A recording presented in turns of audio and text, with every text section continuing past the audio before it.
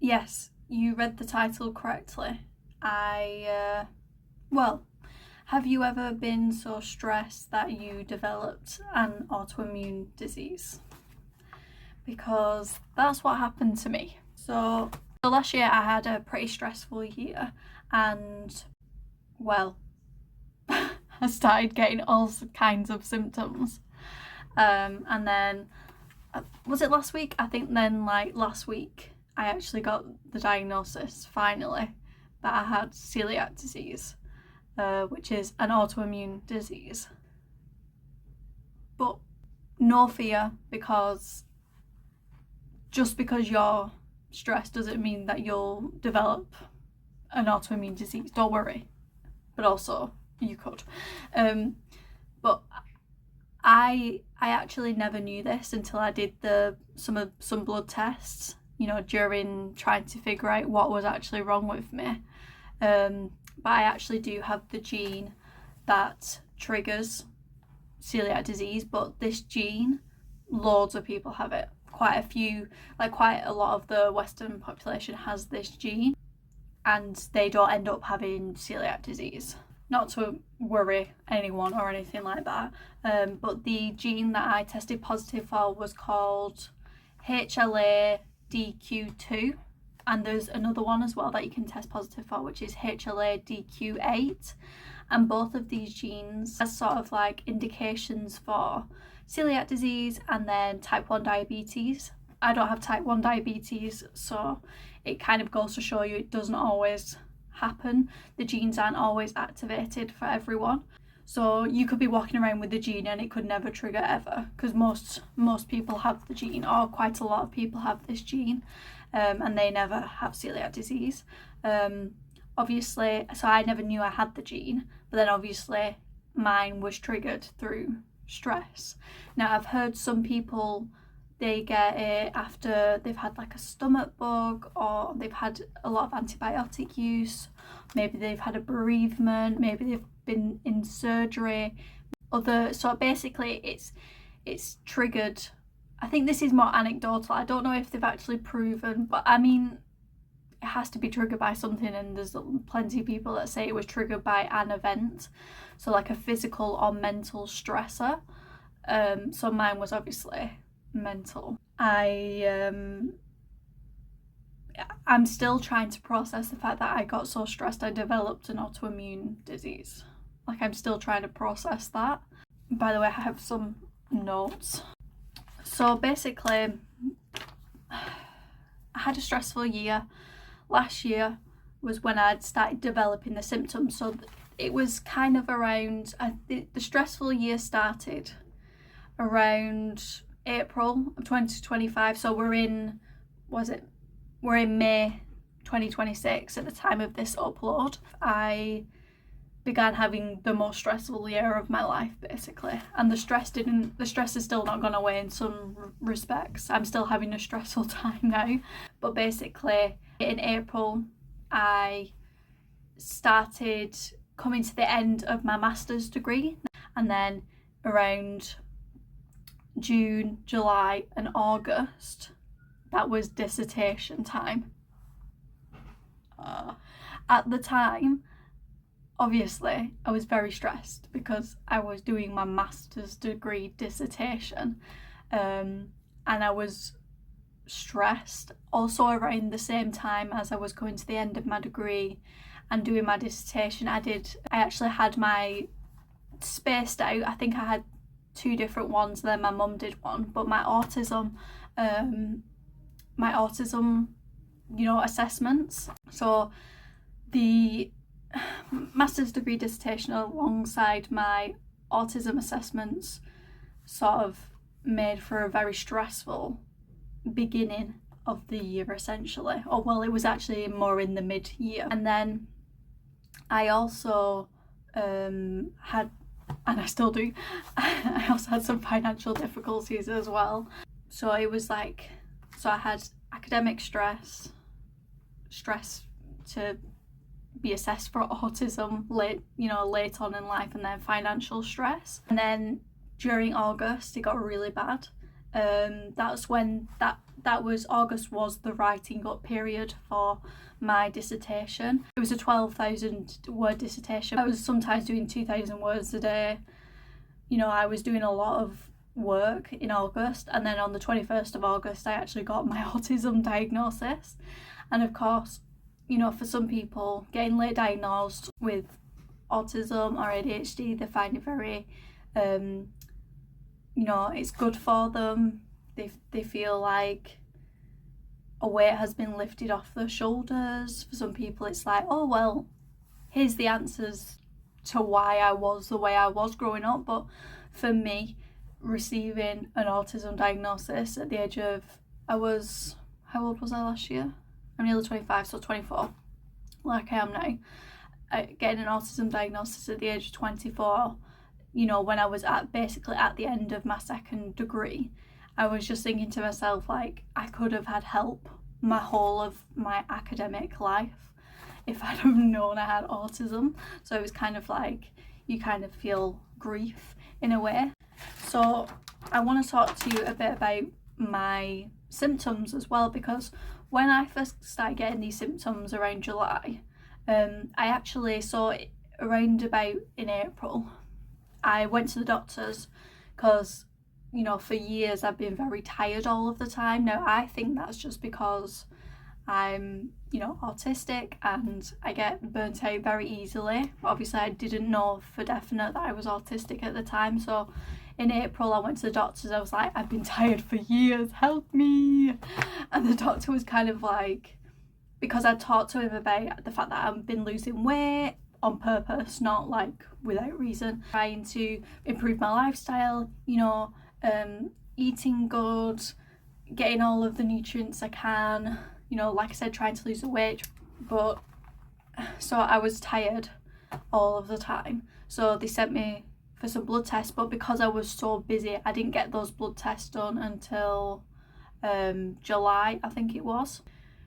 And what's really weird is, if I hadn't have gone for those blood tests, like if I hadn't have already had those blood tests in the works before I started, because this is the thing, I went to the doctor about the tiredness in April, right? So the blood tests should have been done in April basically. But I had to keep on rearranging because I was so busy with my dissertation. I started becoming symptomatic in basically June and July. So really, if I hadn't have had those blood tests already ready to go, or if I'd have even done them in April, it might have been ages until I actually got some blood tests. Do you see what I mean? Like, it could have been even further down the line that I got diagnosed.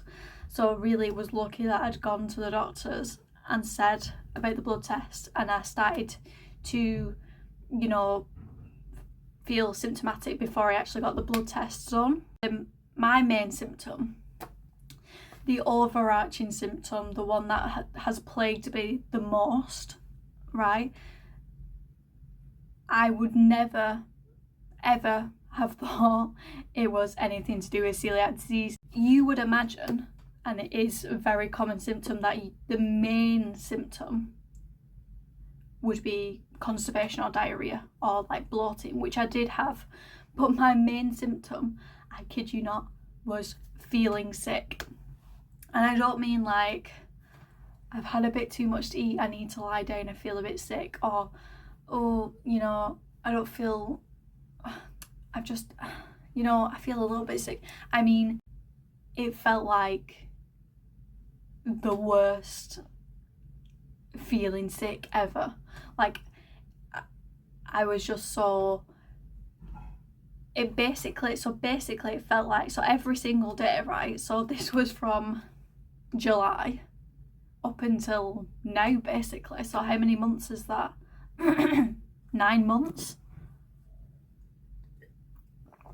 Every single day basically of those 9 months, every hour of every day I felt sick, but I felt like I was about to be sick. So I'm trying to not underplay this. It wasn't like, oh, I feel a bit sick, like how you'd feel it in the bottom of your stomach. I mean, I was feeling sick, like I was about to be sick, like I was about to throw up. Every single minute of every single day I was retching, you know, like dry heaving, like bleh, like all of the time basically. That was my main symptom. That I felt like I was about to be sick every second of every day, which I don't know about you, but I would have never have guessed that has anything to do with celiac disease. And so basically what I thought it was, I thought I had a stomach ulcer, or I thought it was literally just anxiety because of my dissertation. I thought, what else could it possibly be?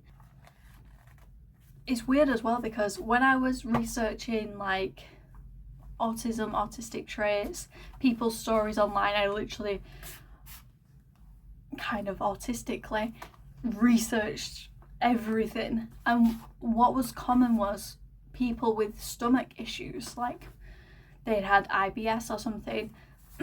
People who have autism, autistic people generally tend to have stomach issues, bowel issues, and I've literally never in my life ever had issues with my bowels, my stomach, anything, you know, the occasional diarrhea, constipation, etc. But my main thing that I've had my whole life is migraines. I have chronic migraines. I actually have infusions for them. It's called Vyepti.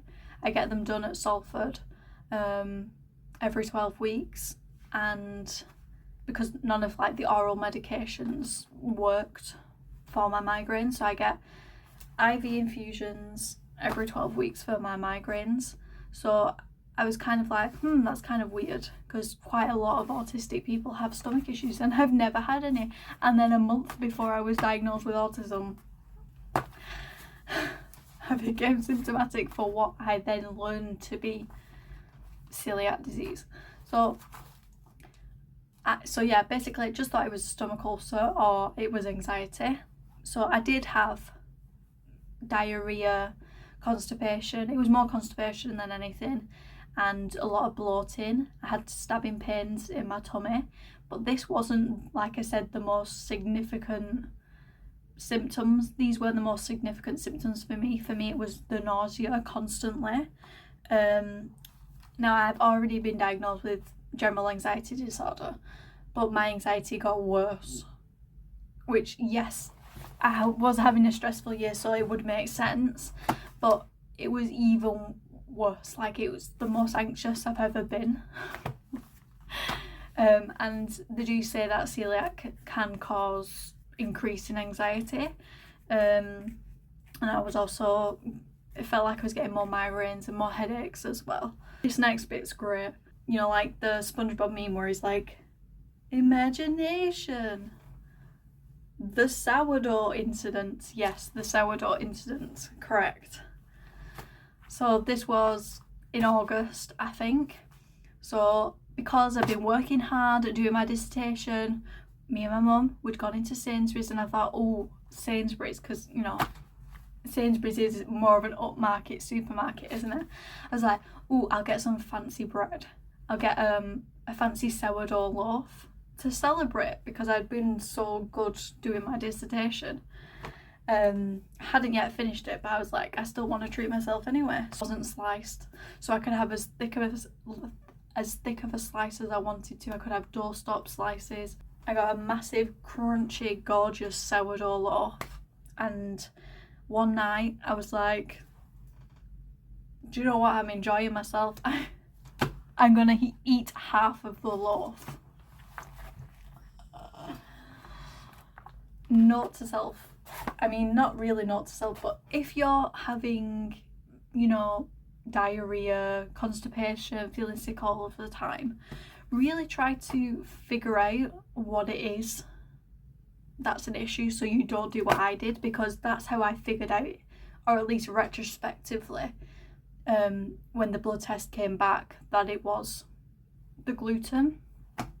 Now, I personally have never had trouble with pasta or bread. You know, some people, they are sensitive to it, like they are with dairy or something, where they might have pasta and it's like, oh, a bit bloated. Never been like that for me. And then I ate half of the sourdough loaf, and the agony. I was in agony. It was It was so painful. I was Have you ever had really bad trapped wind? Yes, this is all TMI, I don't care. Have you ever had really bad trapped wind? It was like that times 10. I was in agony. I was on the floor trying to do yoga poses, like stretches, and like kneading my stomach to try and get like, you know, wind out. And I'm very rarely constipated, right? I got constipated. It was agony, and that will forever be known as the sourdough incident. Also, in July, it is me and my grandma's birthday. We have the same birthday, and so we had a get together for both of our birthdays. And whenever I'm at a family gathering, whenever we're all at the family gatherings, there's a lot of alcohol, okay? We like a good drink. And do you know what my favourite drink, alcoholic drink of choice is? I bet you'll never guess. It's lager. What does lager contain? Gluten. So here I was on my birthday, on my grandma's birthday. Did it at my birthday dinner. I was drinking a lot of lager. So I was drinking lager and lots of spirits which are gluten-free, but of course when you're having intestinal and stomach issues, drinking alcohol isn't. By the way, my main symptom was nausea. So as I was drinking at the birthday party, I was like constantly trying to like hawk it back. And then I don't know why I'm laughing, you have to laugh. Then when I got home from drinking a lot of alcohol, remember, main symptom, nausea, and drinking a lot of lager, I got home and what did I have for my supper? A big, massive naan. What's naan made out of? Typically, wheat flour, gluten. We also had another family gathering in September then, so just after I finished writing my dissertation and I handed it in. So basically we had another family gathering on the first week of September, you know, on the weekend, and on that Friday I gave in my dissertation. So not only was it my granddad's birthday, and most importantly here, it was his celebration for getting over cancer, and less importantly it was like my own little celebration. But basically it was a massive celebration, and still I had a lot of lager, so that was another. Anyways, so in August I got my blood test back, and there are a couple of different blood tests you can do to screen for celiac, and one of those, the official, at least on the NHS app, the official screening for celiac is the IgA, and mine came back normal. It was 3.27, which was in normal range.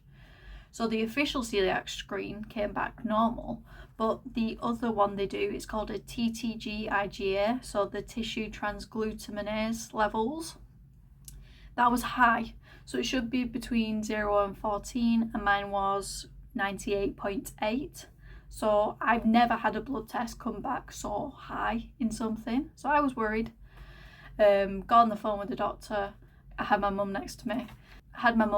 Whilst I was on the phone call, and she basically said you need to go for a gastroscopy to get biopsies done because it could be celiac. So I was like, oh. And then when I googled it, my recent life flashed before my eyes. The feeling sick, the drinking lager and then feeling even more sick, the sourdough incident. And I was like, oh, well, that would make sense because it's literally all of my troubles have been exacerbated by gluten. I ate a lot of gluten, right? So in October, I had to continue eating gluten. It's called a gluten challenge. So you just continue eating gluten a certain amount a day, and this keeps up like the reaction in your intestines basically. So then basically the gold standard to diagnose celiac in the UK is biopsies. So some places you can, you know, like in America, I think in some places you can just get diagnosed with the TTG levels being high, but I think it's the gold standard for most places to have a biopsy done and for it to come back positive. So some people, if the celiac has gone undiagnosed for years, they'll have macroscopic damage in their intestines, meaning when they put the camera down into your intestines, you can like with the naked eye, you can visibly see damage. That never happened to me in both the times I went to get biopsies. Okay, I'm back. It's technically a new day, and I just got out of the shower, so my hair will be like this. Look at, I made a mini coffee. Look at how small it is. This was a peanut butter jar. Where were we? Well, you'll know where we were, because for you it was literally, what, 20 seconds ago? So I think we were up to the gastroscopy. So in October I went for a gastroscopy or an endoscopy. This was to take biopsies in order to see if there was any microscopic damage to my intestines. I asked for sedation, and I don't know if anyone else is like this, but I'm really difficult to get blood out of. I've lost a bit of weight, so I feel like you can see my veins a little bit more now, but you can't really see them. And when I actually look at my veins now that I've lost a bit of weight, I can see they're really, really, really thin. So obviously I have very thin, deep veins. So I asked for sedation when I was at my endoscopy, my gastroscopy, and then when I was in the room, they were all really lovely. I was petrified. So they gave me the sedation, and then they put the camera in. So the first time I had this done, so in October of 2025, I only gagged once, and that was like going in when he was putting the camera in, and then you get to see your own intestines. Well, at least I did both times on this like very ultra high definition magnified screen. And because I had sedation both times, it's basically like watching, I don't even know how to describe it, because you're watching your own intestines while basically medically high. So I was laughing the first time they ever did it. I kept laughing. Bear in mind, there was a camera down my throat and in my intestines, and I kept laughing, and I had to really try and not laugh, because there was something so funny to me, seeing my own intestines whilst I was sedated. So it's awake sedation. And then afterwards I was like, what did they actually sedate me with? Because I've never felt anything like this before, ever. Like, it was instant. He put it in, it took a second, and then he put the rest in, and then it was instant. And I asked one of the nurses, oh, what did you sedate me with? And she was like, oh, I have it written down here, because so they give you a diazepam. I think that's what it is anyway. She said I gave you midazolam. And then at that point I was like, oh, okay, that sounds like a diazepam, or like a calming Xanax type drug. So I was like, okay. And then she went, and fentanyl. Do you know that meme of that guy waking up in hospital, and he was like, what did you give me? And the nurses was like, fentanyl, and he's like, and they were like, no, it's the good kind, don't worry. That's how it felt. I was like, fentanyl? They couldn't see anything visible during that first gastroscopy, and then it came back normal. Completely no microscopic damage, no indication of celiac. And I was like, I was kind of annoyed, because I had high TTG levels, and I felt, rightly so, that all of my symptoms were either because of gluten or exacerbated by gluten, right?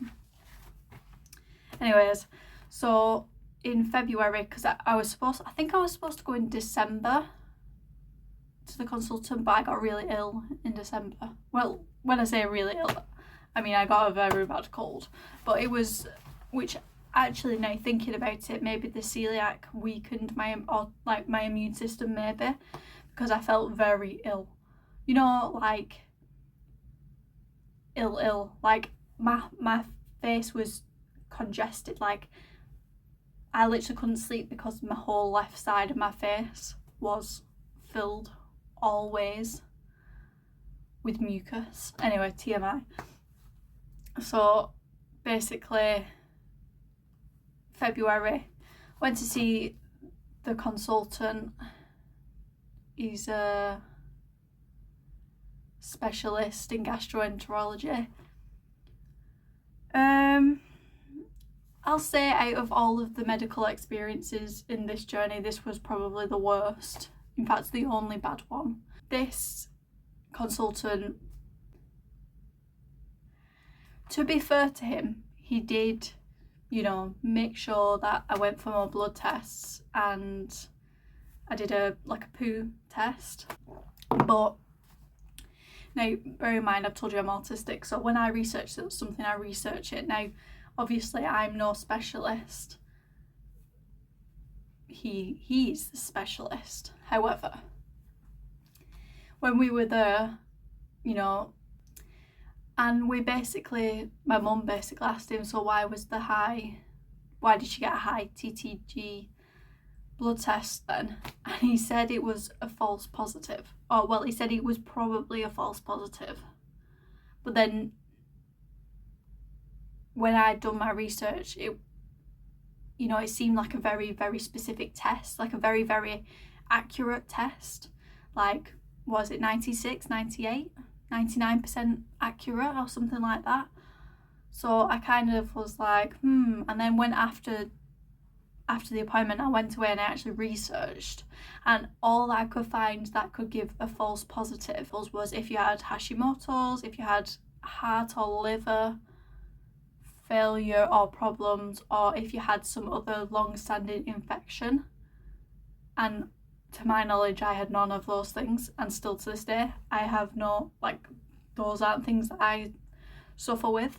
And I tried to ask him, could it not just be that, you know, it takes time for it to show up, etc. He said maybe, but the whole appointment felt very dismissive. And then I don't know if I brought up the gene or he did, but the gene got brought up, the HLA-DQ gene. And it's like he didn't want to run the test. Now, I know the NHS is kind of rushed off the feet, it's very overworked, over busy, not enough funding, etc. And I know from my own research before the appointment that the gene test is expensive. However, you know, I don't know, I just felt like he's like, most people have the gene, and you know, it doesn't mean you're necessarily going to have it, which is true. It's just now that I am actually diagnosed, it's kind of like, it's like, it's probably just IBS. Okay. Okay. That pissed me off a little bit. I'll be honest, because, you know, like if someone just says like, oh, it's probably just anxiety, you know, it's just, sometimes I don't know whether it's because I was overweight, and usually you see people lose weight rapidly, and you usually see people who have celiac who are, you know, malnourished and underweight. Is it because I was a woman? But doesn't celiac affect men and women equally, or even women more? I don't know. And then I don't know. And as well, like the poo test he gave me, he didn't tell me what that was supposed to do. He just said, do this test. On the writing on the actual leaflet on it said IBS versus IBD. Now, I already knew what IBD was, but through my research, I already knew what IBD was because I'd educated myself on the topic, right?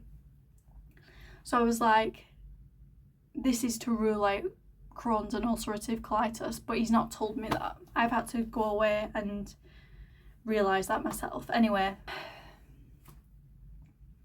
so the blood test, the second round of blood tests, so this was in February, March, the second blood test came back, and what was my TTG level? So the first time I ever got my blood test done, it was at 98.8, right? This time round, 90.2. So essentially the same. Scheduled me in for another endoscopy, another gastroscopy.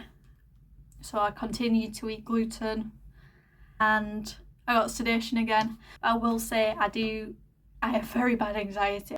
So I needed the sedation basically. I wasn't going to have it without it. Anyways, when I was in this time round, so the second gastroscopy, I was gagging non-stop. I couldn't stop. I have a pretty bad gag reflex anyway, but it was night and day with the first time round. I kept on gagging, and they took more biopsies this time to make sure, and they still couldn't see any macroscopic, so visible damage to my intestines, and it basically felt like, again, it was sort of like a you don't have it, even though they never said that. It felt like, yeah, we can't see any damage, we'll just send them to the lab just to make sure.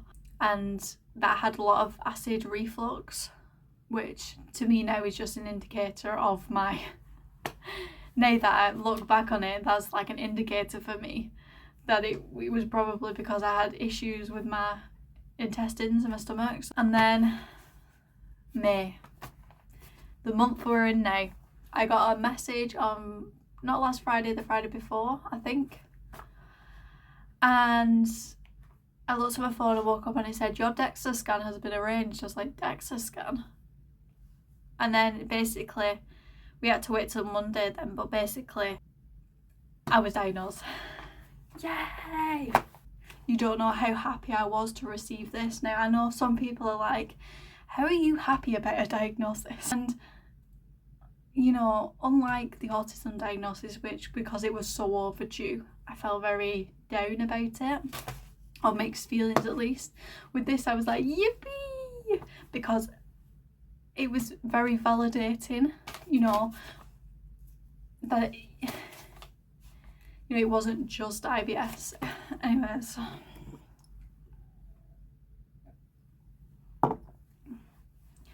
it's been a stressful year, and yeah, so basically what I've been doing this month is, because obviously you get your big shop at the start of the month, it was mid-month basically when I got my diagnosis, so I've just been eating up all of like the gluten containing products that I have, and then obviously in June I'll start afresh.